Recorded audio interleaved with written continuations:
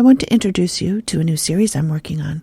It's called Volsteadland. And in this season, which is the first of, I hope, many, my co-host Heather and I will walk you through the life of the notorious gangster from Minneapolis called Kid Cann.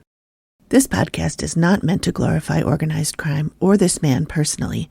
I just found his story really interesting, and I thought you might too.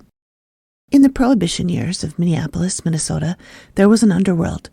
Gangs of bootleggers, bandits, sluggers, and murderers roamed the streets and conducted their business. One of the most legendary figures of that time was Isidore Blumenfeld, also known as Kid Cann.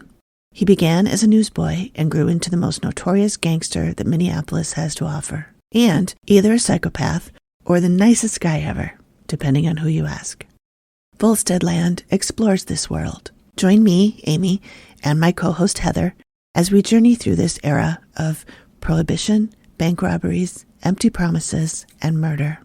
He was most prolific in the 1920s and 30s, so most of the people associated with him, sadly, have passed.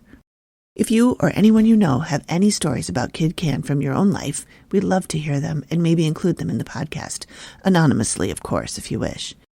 Please email me at volsteadland@collectedsounds.com or check the phone number in the show notes and leave a voicemail. Don't worry, I don't answer that line. I just check voicemails and texts. What can I say? I'm an introvert. Please subscribe using your favorite podcast app or find us on Amazon, Spotify, Stitcher, or Apple Podcasts. This has been a production of Collected Sounds and Whimsical Productions. Thank you for joining us.